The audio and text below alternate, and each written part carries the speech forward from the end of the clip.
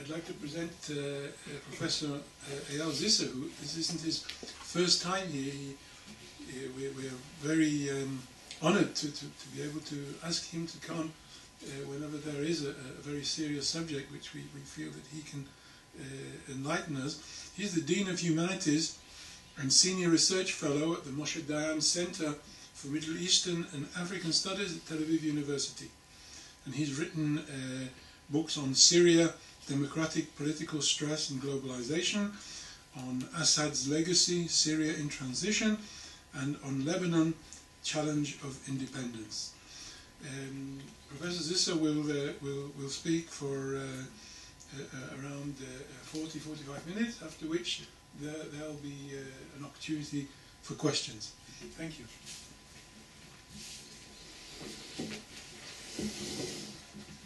Thank you and good morning. Let me make a few short introductory comments regarding these issues which were mentioned.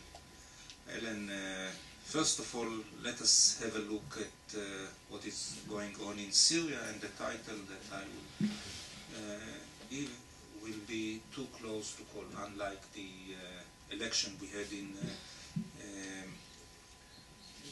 the United States this last Tuesday. In Syria, too close to call. If you will have a look at that's okay. If you will have a look at the map.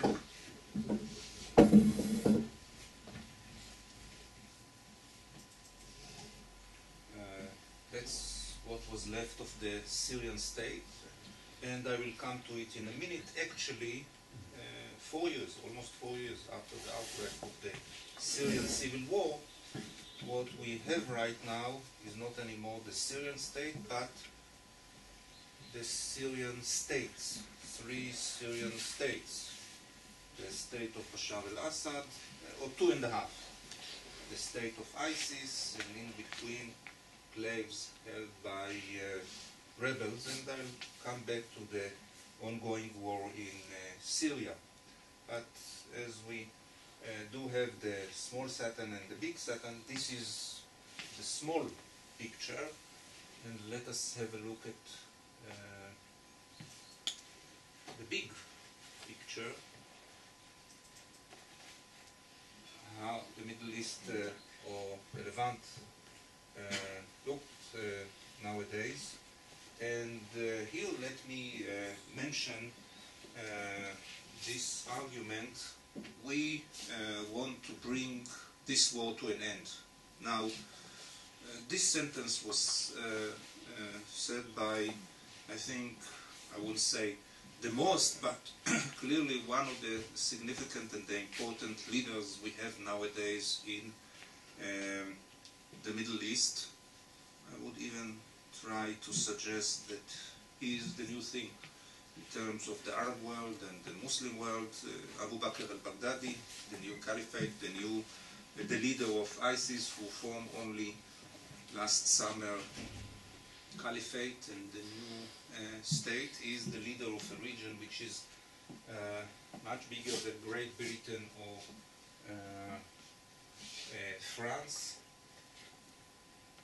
Approximately 10 million people under his command and control, much bigger than what was left of what used to be the state of Iraq and what used to be the state of Syria.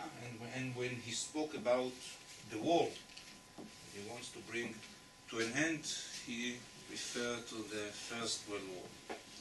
Because when you think about it, in Middle Eastern terms, the First World War was much more important and significant, not of course to the Jewish people, but to the Arabs and Muslims all over this region. The First World War meant the destruction, the collapse of the Ottoman Empire, the collapse of the political and social order that did exist in the Middle East for almost 400 or 500 years since the establishment of the Ottoman Empire, 1453. So for almost 400 years we had the Ottoman, also the Safawi or the Persian political order on the other side of the hill, Iraq and Iran. But this order collapsed with the end of the First World War, and a new world order, a new regional order was formed, you know, Sykes-Picot, and British-French agreements, and the Middle East nowadays, the Middle East as we came to know him during the last century was a result of the First World War. I hesitate to say, but there are those who suggest that this Middle East ceased to exist. And this order, political order, ceased to exist, mainly as a result, not only, but mainly as a result of the collapse and the destruction of the Iraqi state and the collapse and the destruction of the Syrian state.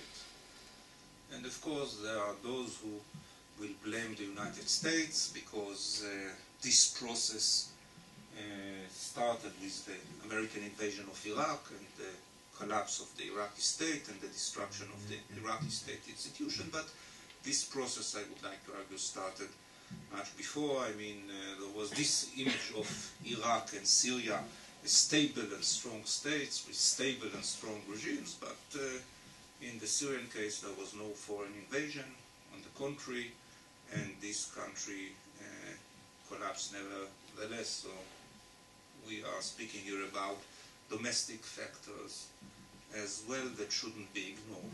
And let me come directly to the bottom line. The bottom line is that when we look nowadays at the new map, and I will come back to it in a minute, but my argument is that this picture will not, or this map will not disappear in a matter of days, weeks, or even months. This map is to stay with us for a long time. This is to say ISIS, and the ISIS state is to stay with us for a long time. And as a result, there are those who speak about the need to form a new alliance, not the old alliance, which included the United States, but clearly Israel and moderate Arab Sunni countries with the aim of containing the Iranian threat, but on the opposite, an effort to form a new alliance. Because if ISIS is the threat, and if, as was suggested by some American spokesperson, ISIS is the major threat nowadays to the Western world and to the United States, we should do all we can to contain and eliminate this threat. And if ISIS is a threat to Israel, can invade Jordan, we'll come to it in a minute, we should do all we can to contain and to stop and to prevent and to eliminate this danger. So a new alliance, Israel, Bashar al-Assad, maybe also Hezbollah and Iran. There are those in Israel who speculate about the possibility to reorganize and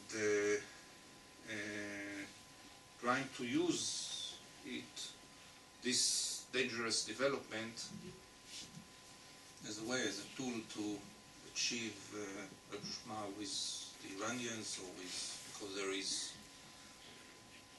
common denominator. But here I would like to refer to something said by Hassan Nasrallah, who rejected the idea. It's very interesting to see that while Bashar himself is not unhappy, and his response is to a certain degree positive to the formation of this alliance led by the Americans, anti-Daesh, anti-ISIS alliance, and to the American campaign including the bombing of ISIS targets inside Syria, while Bashar is not at all unhappy about this development. The Iranians and Hezbollah have their own reservation, because for Iran it means to bring back the United States to this region, and for Hezbollah it's a president, and well, you start with ISIS, but Hezbollah is still defined by the Americans as a terrorist organization, and can be eventually, at the end of the road, be attacked as well. So they are not happy about it, but nevertheless, the argument made by Nasrallah is that ISIS and Israel are the two faces of two sides of the same coin, and this is the American Zionist conspiracy to destroy the Arab world, to destroy the Arab states.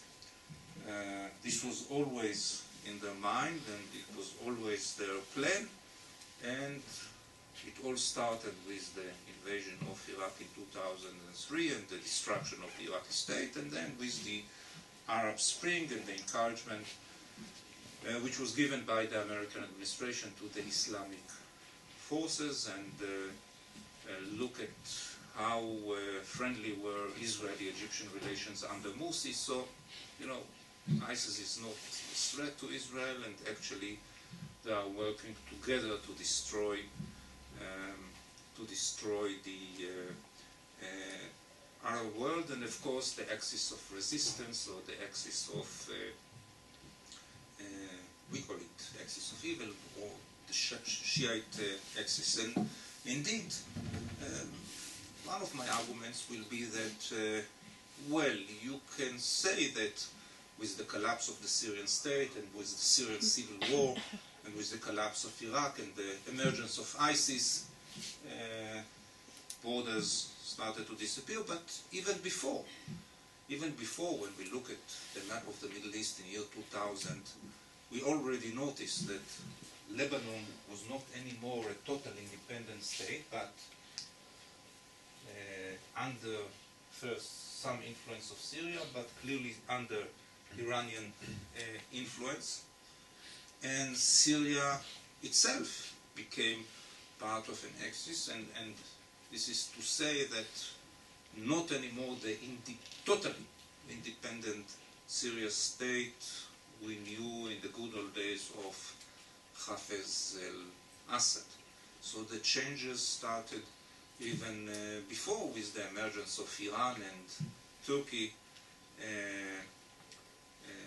to become eventually a regional superpower. But let's come back to the maps. As I mentioned before, it all started with the American invasion, and eventually when we look at Iraq and when we look at Syria, in Syria there is still a Syrian state, I would like to argue.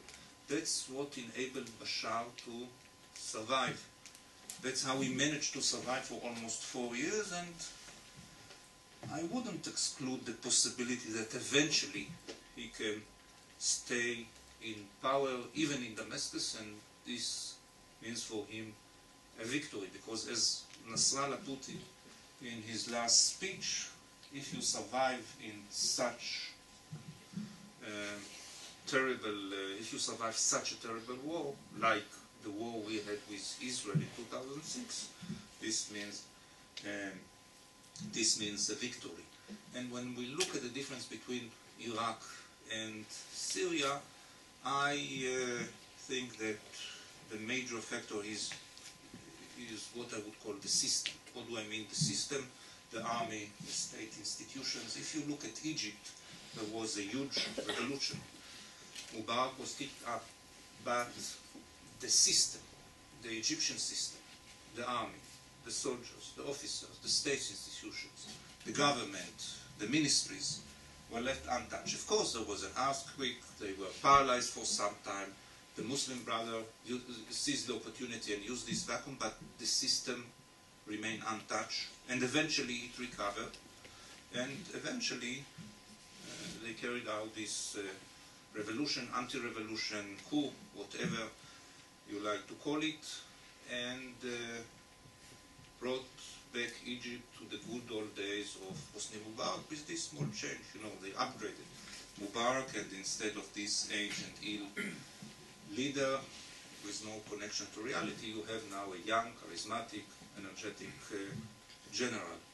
If we go to Iraq, the Americans faced a serious dilemma when they occupied Iraq. I mean, they were offered to leave the Iraqi system untouched. They were told, all the Iraqi generals who served under Saddam Hussein, cooperate with them, integrate them into the system, tell them to go back to their barracks, to call their soldiers to go back to their barracks. Don't touch the state institutions, but the Americans had their own ideas. We can't blame them. You know, what they had in mind was Japan and Germany, you know, rebuild of the state, of the nation, reconstruct the state, the nation, eliminate anything that was remained of the Baas regime of Saddam Hussein. So this was one thing, total destruction of the Iraqi state and the Iraqi state institution and the system. The other thing was, you know, in the Middle East, it's not democracy that dictate the course of events, but or the balance of power. It's the legacy, it's the history. In Iraq, yes, there is a Shiite majority, but the small, not too small, 1/4, 25% of the Iraqis, the Sunni segment of the population, used to be those who rule Iraq for almost 1,000 years. Most of the Iraqi rulers in contemporary modern Iran came from this community. And the Americans tried to impose, once again, we can't blame them, but they brought democracy to Iraq. This meant, of course, the emergence of the Shiite power, in some of the cases radical religious Shiite parties, but all in all, the very delicate balance. Yes, it was not real democracy, but this was the balance, this was the equation, this was the formula that worked in Iraq for so many years, and it was destroyed, and the Shiite and the Sunnis were kicked out of the system, pushed to the sideline, and as a result, most of them nowadays support Abu Bakr al-Baghdadi, and in the first instance they supported the efforts made by Osama bin Laden and Al-Qaeda to establish Islamic branch of Al-Qaeda in Iraq, not because they support this radical ideology, but this was a way to express their resentment of the Shiite government. I'm not sure about the information, but it seemed that Abu Bakr al-Baghdadi was part of the Ba'athi militia, Fidai Saddam, which was established by Saddam in the 90s, and he served there as an officer, and eventually, after the destruction of Iraq, he and many of the followers, Sunni Ba'athi followers of Saddam, joined these radical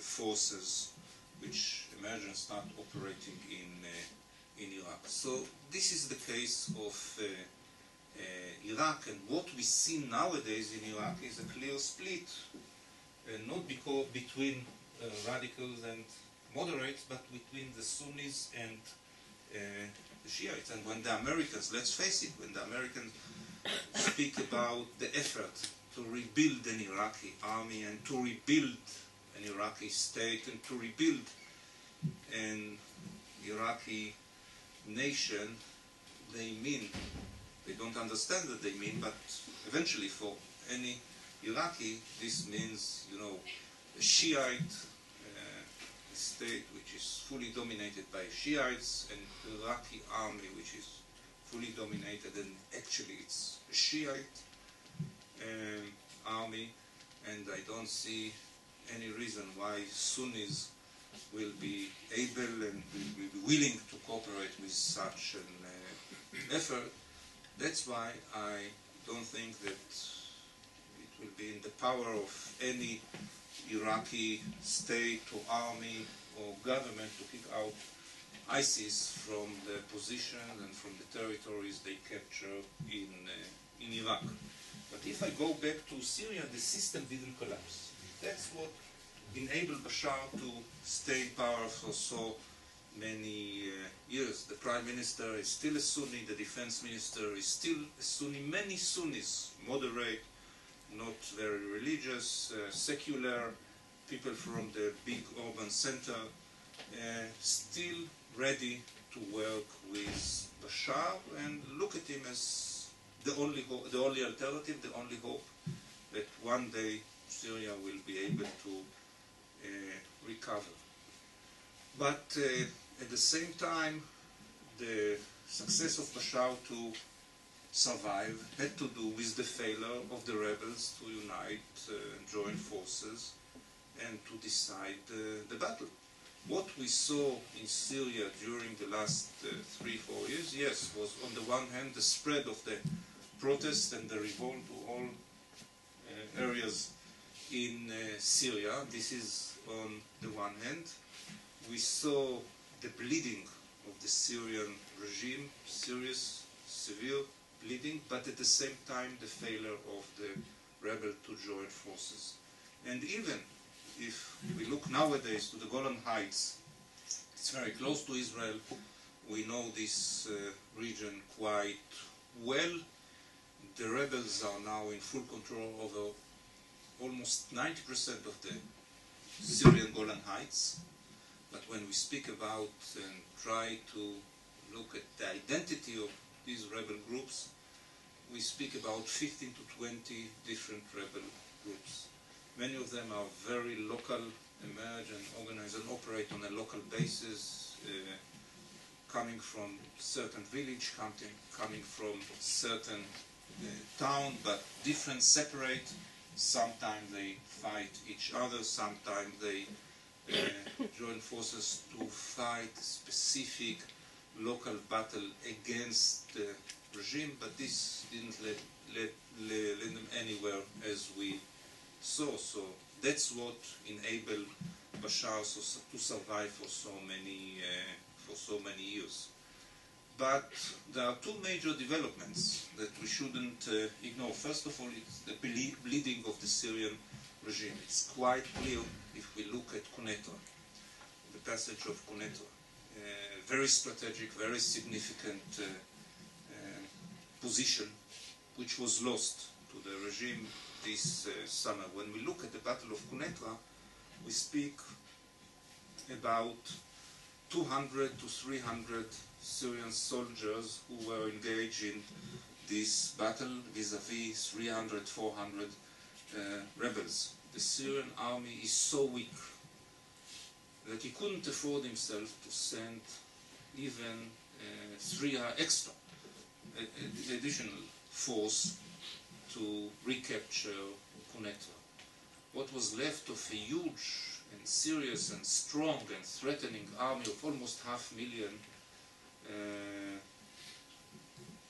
well, actually Bashar was forced, this was his decision, to spread and redeploy this army not as combating units, but 200 soldiers here and 200 soldiers in this barrack and 100 soldiers in that village and 200 soldiers in that town, and the result is that he has no any reserve to decide any battle in Syria anymore. So he can secure his position in Damascus, maybe he can secure his position in Aleppo, in the coast, but to send additional forces to fight the rebels and to decide the battles, that he can't do.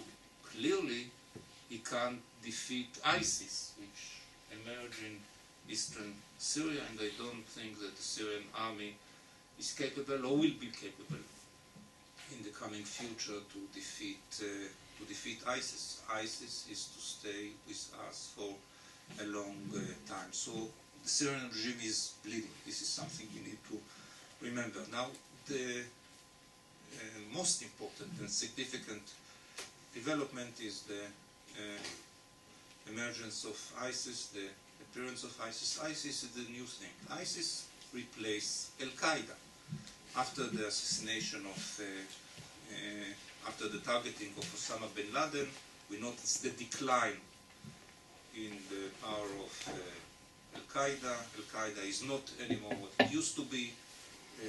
Zawahiri would place Osama bin Laden is a thinker, is not a smart, calculated political leader. By the way, also the Taliban in Afghanistan had no appeal and had no interest in Iran or Iraq, or here it's a totally different phenomenon. Zawahiri was replaced actually by Baghdadi. Baghdadi revolted against Al-Qaeda. He comes and say, I'm the new thing, I'm the follower of Osama bin Laden, and what we see is many groups in Sinai and Beit al-Maqdis, in Libya, express loyalty to the new caliph and to the new leader. So ISIS is not only a local phenomenon limited to the Syrian and the Iraqi desert, but a global phenomenon. And here we should ask ourselves the question, I mean, when we look at their achievements.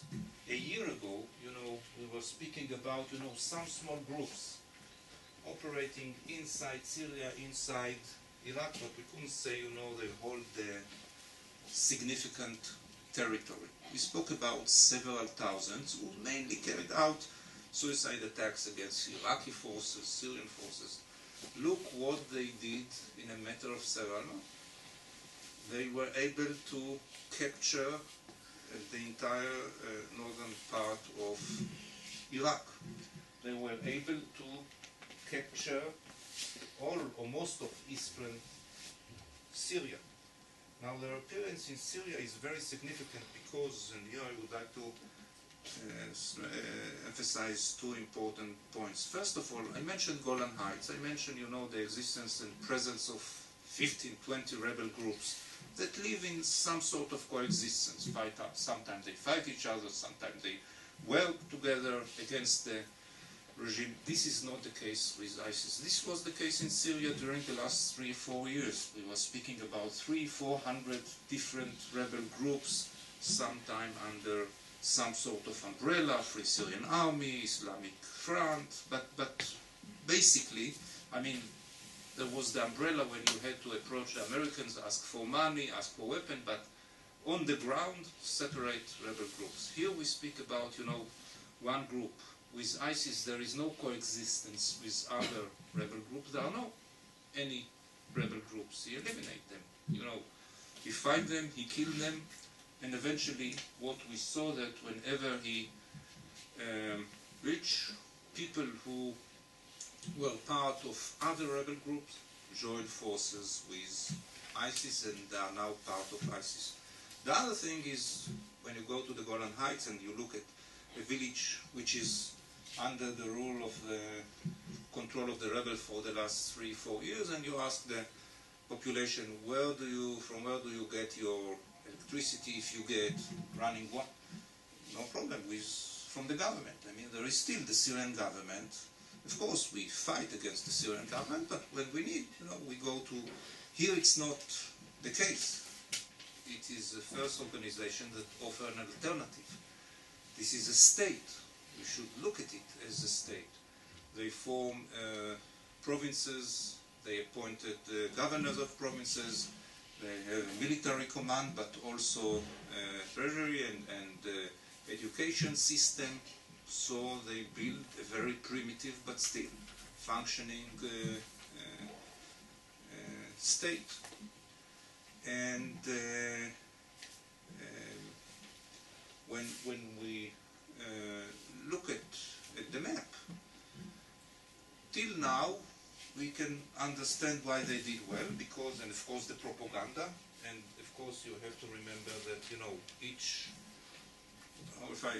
movie on YouTube brought them more donation and more supporters from all over the Arab and the Muslim world, if we discover that there is sympathy, 17% of the total Muslim population in France sympathize with these people, the percentage didn't decrease as a result of these terrible movies, but on the contrary, increased because people say this is the real thing, and for the first time there is somebody who give a fight to the West and its supporters in the region and so on and so forth. But till now it was the easy thing, to capture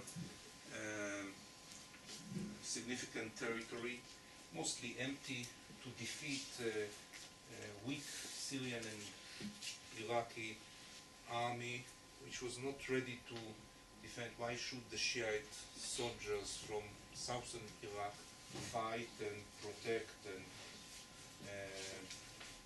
risking their life in aiming to protect an area which is mainly populated by Sunnis? This was the easy thing. Now the question, what next? And when we ask ourselves, or Baghdadi is asking himself, what can be my next target, whether I should go south and try to capture Baghdad and these heavily populated Shiite regions of southern Iraq with all the possible implications, whether I should put more pressure on the Kurds, and that's what he's doing right now, Syrian and Al-Arab, or whether I should stay where I am and try to strengthen my hold in this territory and to establish a state, or this is also a possibility to put more pressure on Bashar al-Assad, who is severely bleeding, and Aleppo, and then maybe also Homs.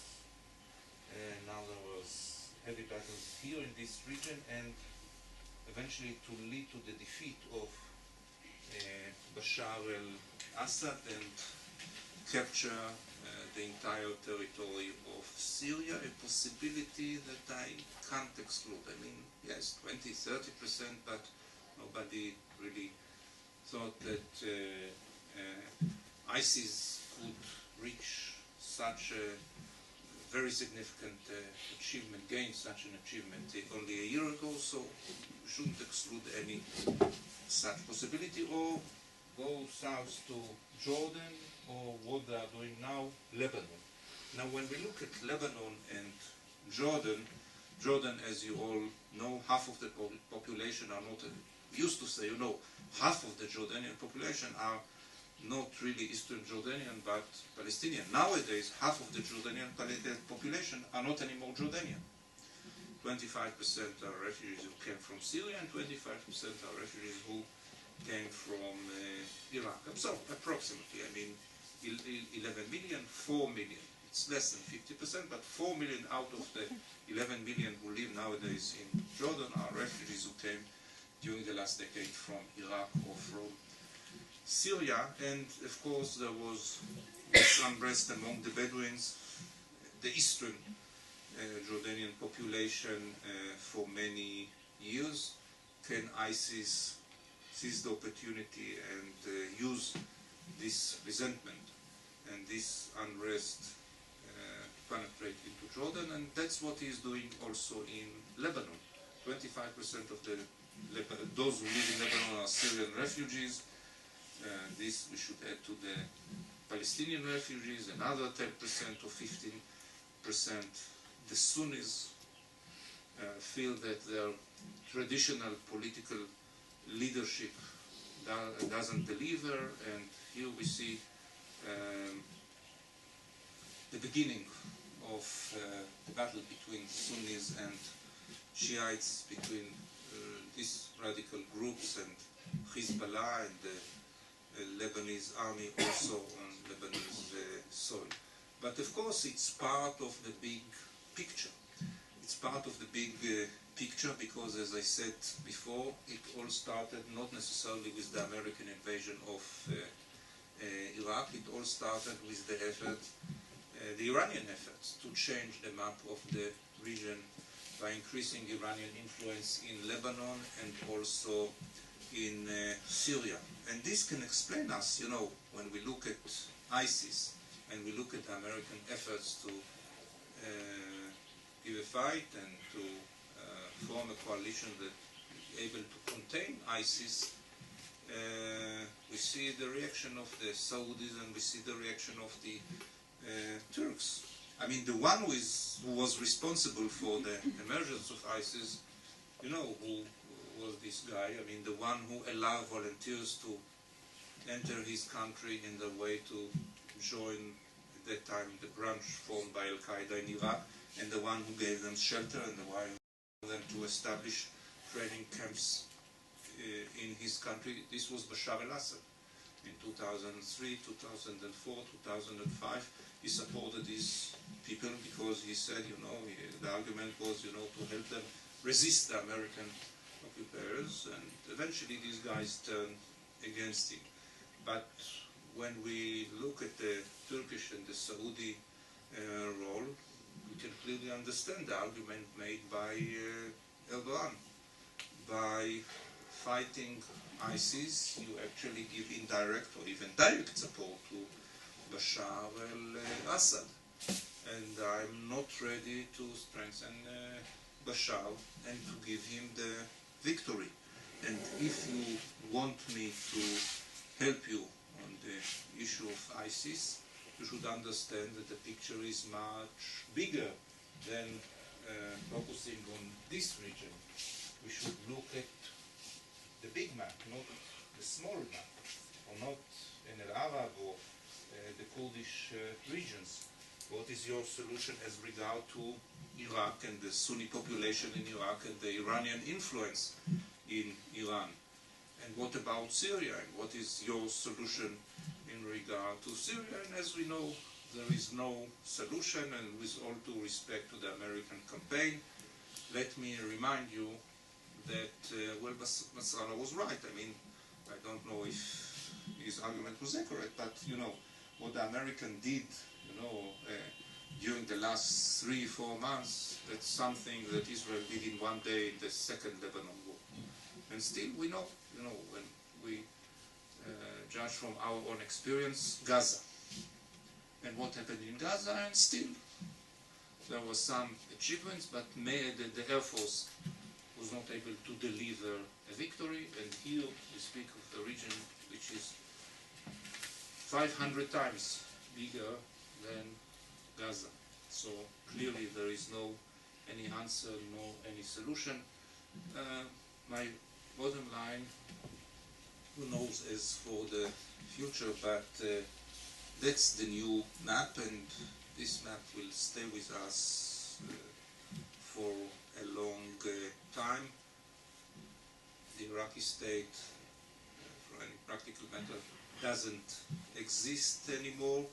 There are at least 2-3 Syrian states which will continue to exist in the coming future, and ISIS is to stay with us. It will take years till either it will turn to a state or we'll be able to contain and remove this threat. Thank you.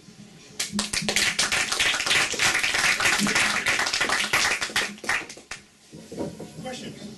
Yes, please. Can you just say who you are? Semicolon, finish, please. I would like to understand better the threat of ISIS when we take into consideration two things that are, if I'm not wrong, are facts. On the one hand, the military, the size of ISIS military force is not big. The other fact is that lately ISIS is getting, is pragmatically using Saddam's outside it, by Americans outside it, people who have had experience in dealing with, to running a state, is now using them to get advice and guidance about that. On the other hand, there are latest reports that that ISIS have difficulties themselves to really to rule this area. So if you put this together, why do you see it as a real threat and also a long-standing threat to the region? Okay, first of all, Baghdadi himself, as I mentioned before, was a member of a militia formed by Saddam Hussein. But coming back to the picture, you know, something significant happened. You know, a small group,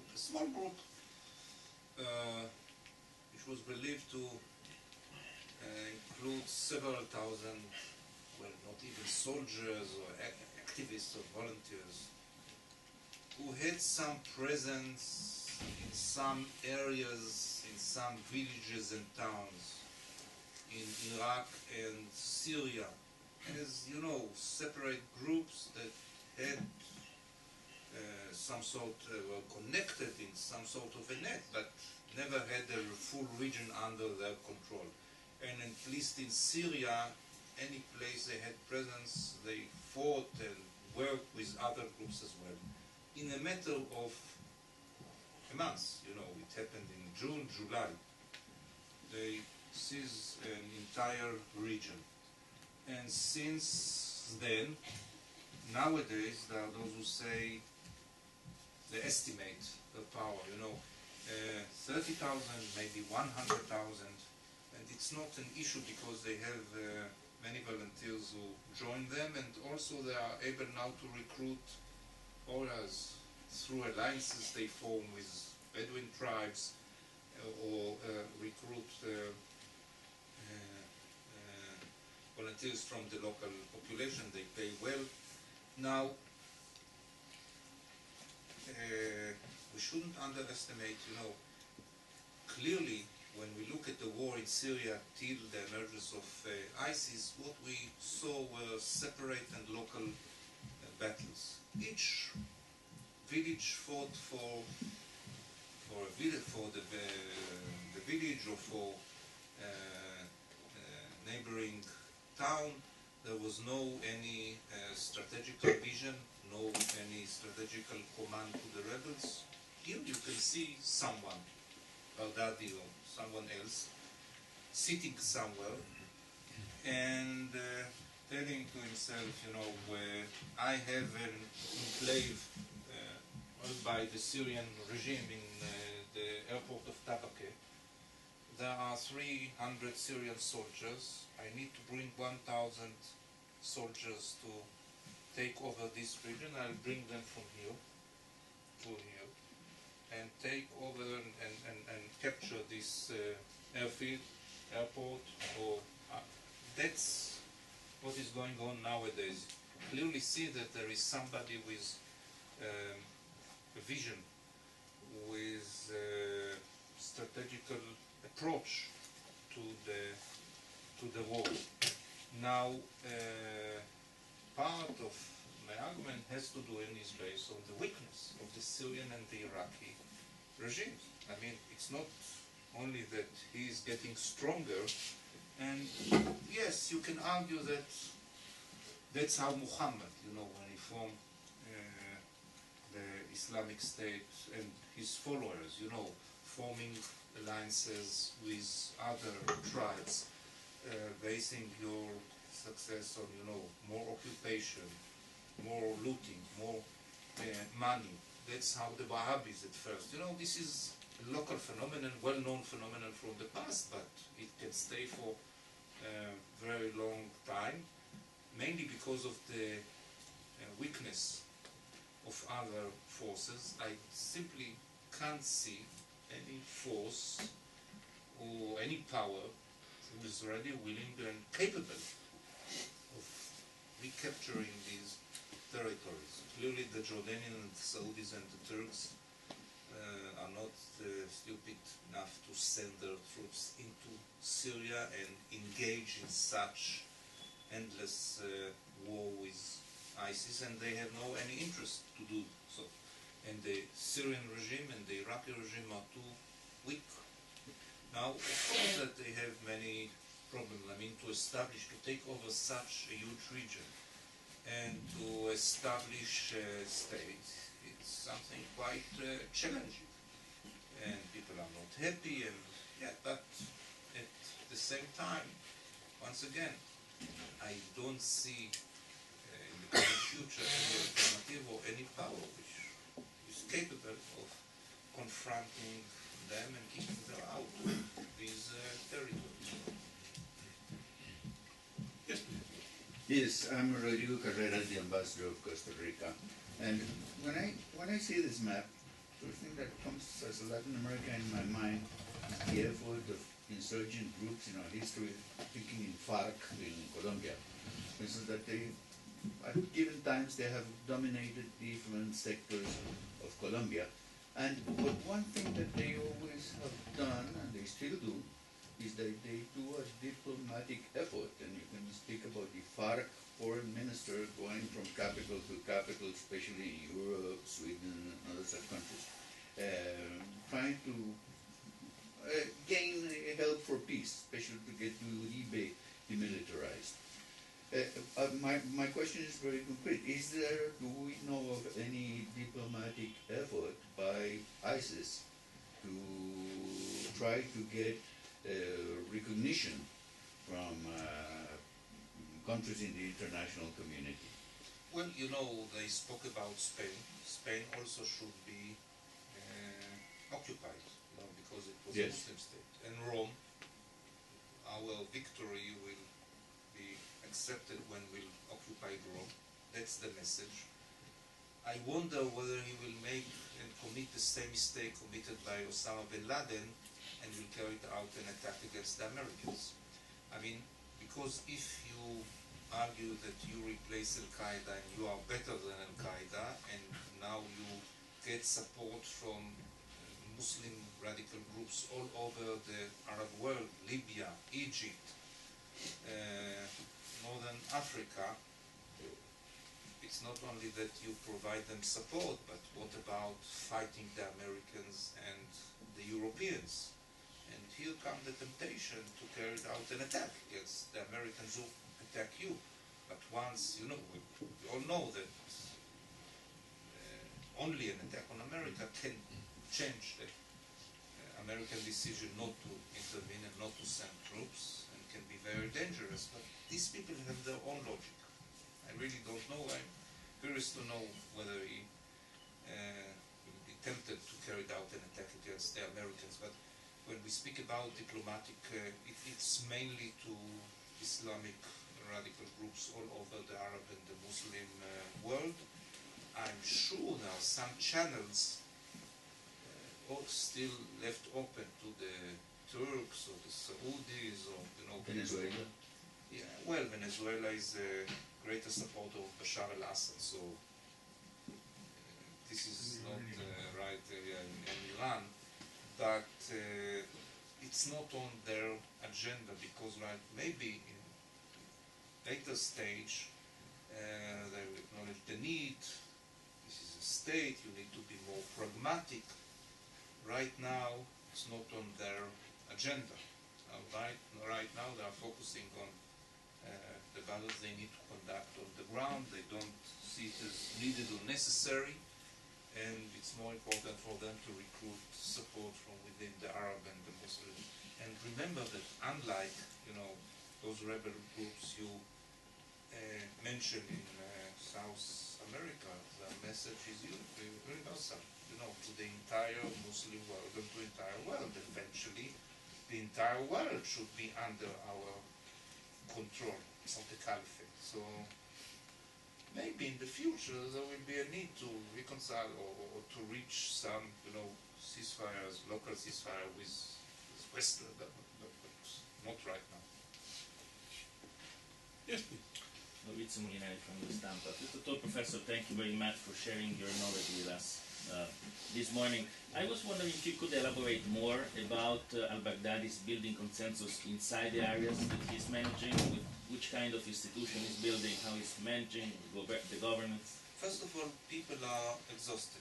So in many of the cases you can see people who say, okay, it's terrible, but at least the war came to an end in this region. And no more shooting and no more, and we offer us some sort of very primitive but order, something which we were missing for so many years, and at least here the war came to an end. But of course this message, you know, Christians, minority, other minorities have no future under Baghdadi. We all know that, okay? And I think the brutality served him in the sense that everybody knows that it's better for you to get into terms with him. Otherwise, you know, he's not ready to play the games, you know, other rebel groups used to play before. If you look at the Syrian capital, Raqqa, its capital in Syria, it was captured by the rebels 2 years ago, almost 2 years ago. And at that time, you know, we identified 60 to 70 rebel groups. We immediately, after the removal of the presence of Bashar al-Assad regime, start fighting each other. And when you look at this city, you know, this was that neighborhood, which was captured by this group, and now it's all under the rule of ISIS. Now it's primitive, problems with the electricity and the running water, but still it's function, you know. As far as there is order, everybody knows what is rule and what is being expected of him. Christian and other minorities will have no future in such an order, but the majority of the population, well, for the time being there is no alternative, and when we speak about, you know, no immediate threat to life, because the war came to an end in this region, and, you know, food and at least the minimal requirements are being provided, so it's a question, you know, for how long. But if you compare the situation in this region to the situation in Aleppo, Damascus, where the war is still going on, you know, it's quite better. It's quite better. Matt Wonderman, I'm assistant here. Has ISIS expressed any attitude, positive or negative, to further off Muslim countries, say Malaysia, Indonesia? He spoke, he didn't mention, you know, and of course he doesn't speak about states, because for him the vision is not to speak about Muslim communities. He didn't, as far as I remember, he delivered one major speech, Baghdadi, in Mosul, and of course propaganda. It's aimed mainly at the Arab world, and he himself, you know, speak mainly about the war he's conducting against, in this region against. He didn't speak at all about Egypt, you know. Now he was willing to express loyalty and to accept the loyalty expressed to him by, you know, Ansar Bet al-Maqdis and other groups, but it's not on his immediate agenda, I think, right now. Sweet. Yes, just to remark to what you just said. In fact, ISIS is a very important part, a very large phenomenon of revival of Islam. Yeah. And you can say it started a long time ago in Somalia also, in a certain way. And then now we find it in Libya, and then also in Egypt. Yeah. So in fact it is not restricted to that part, Syria, Iraq. It's a general menace, it's a general threat to all of us, especially us, Israel, we are in the middle of it. And also we should add to that the role of Iran. Iran is now a little bit in trouble because they have to fight in Syria and Iraq. And also with their partners Hezbollah in Lebanon. But still, they answered by occupying through the Houthis, say Yemen. So in fact we see in front of us a very complex phenomenon of revival of Islam, Sunni Islam, but also Shia Islam, and a kind of fight between them. Yeah. Very important fight. So, I mean, it's very difficult to put it into a small Yeah, but frame and Yeah. say this is the story. It's big, and now we have to add to it the attitudes of the United States, especially Obama administration, and also the European that are afraid of doing something, and they really are completely embarrassed what to do. So we found ourselves in a global political tension worldwide. So far, they don't have those Muslims atomic bombs, even though in Pakistan they have one, you see? So I think it's really a terrible threat to all of us. Yeah, but to this I would like to add, I fully agree, with all due respect to Ansar Bet al-Maqdis, you know, to the Egyptian. In the case of Egypt, there is a threat of mainly limited to, you know, limited terrorist attacks, limited unrest, and there is a local answer. What do I mean a local answer? Still there is relatively stable and strong Egyptian state that can deal, that is ready, that is capable of dealing. Of course, not eliminate the threat, but it's a limited threat. In the case of Libya, it's a threat, connected. but yes, it's connected, and of course it's connected. In the case of Libya and Somalia, you know, there is a chaos because they are fighting each other. So there is always the spread of the danger or the threat of spreading the chaos elsewhere, and a region which is in chaos. Here, the uniqueness is that we speak of, you know, a region which is fully under control of this group, and nobody in the neighborhood that is capable of dealing with this threat, and it's not anymore chaotic. There is a state that can move soldiers from the Kobani front to the front of Baghdad, and of course this will increase the threat of groups like Ansar Bet al-Maqdis or the threat of the chaos in Libya or elsewhere, because, you know, everywhere, every such group all over the world look at Baghdad now as a place where it worked. For the first time you can say that they did it for the first time.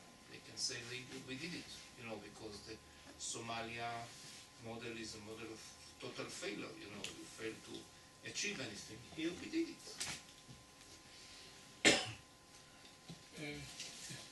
Thank you. I'm Leonard Cohen of the delegation of the European Union. First, a reaction to what was mentioned just before, that the EU is afraid of doing something. It depends, of course, on how you define doing something. If you're talking about boots on the ground, maybe yes.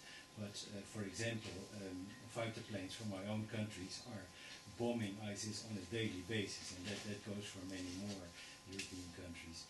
But what I wanted to ask Professor Zisser is whether he could elaborate a little bit more on the position of the Kurds both in Iraq and in Syria, and also the Turkish attitude to the Kurds and what is happening in the region. Well, first of all, when we speak about the Kurds, we have to understand that there is no such a thing as Kurd. I mean, people who speak the Kurdish dialect, and nevertheless there are actually two, you know. When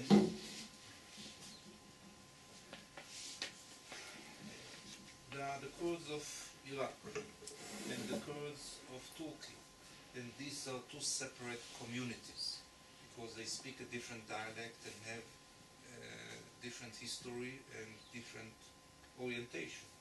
The Kurds in Iraq are part of Iraq, or always been part of this orientation, was always an Iraqi orientation, ruled and governed by two families, Talabani and Barazani. The Kurds here saw themselves as part of the Kurds in Turkey and were loyal to the PKK, the Kurdish Workers' Party, which is still operating in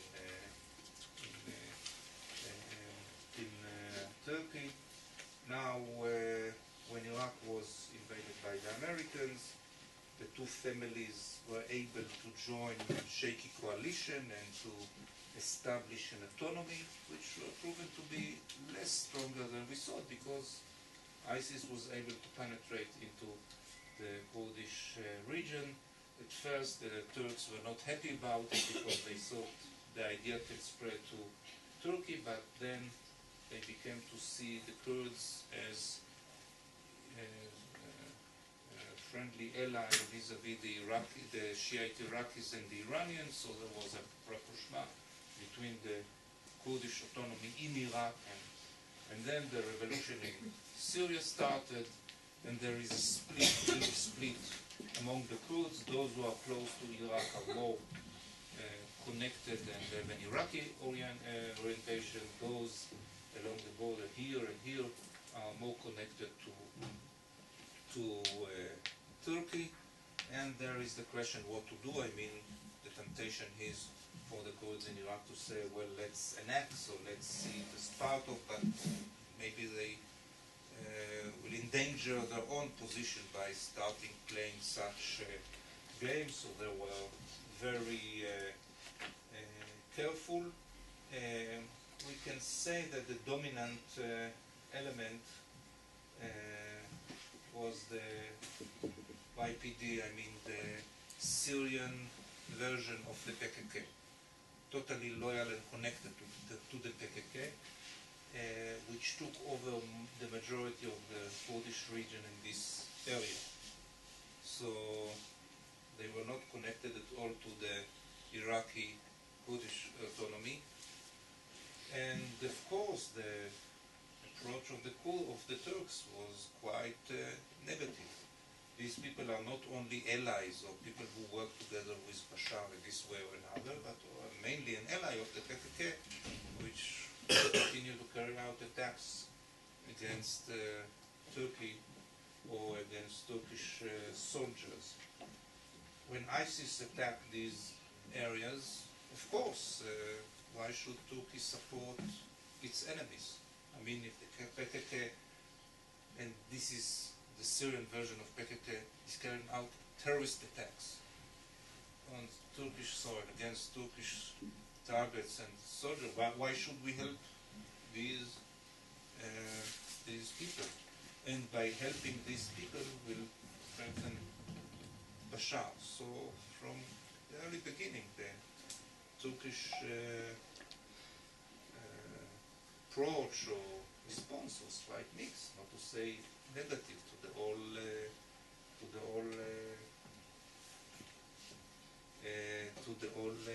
idea. And I don't think that they were convinced. You know, the solution they found was to ask several hundreds. It's not fighter soldiers from here, from the Iraqi Kurds to pass through Turkey and to fight ISIS here with Free Syrian Army soldiers.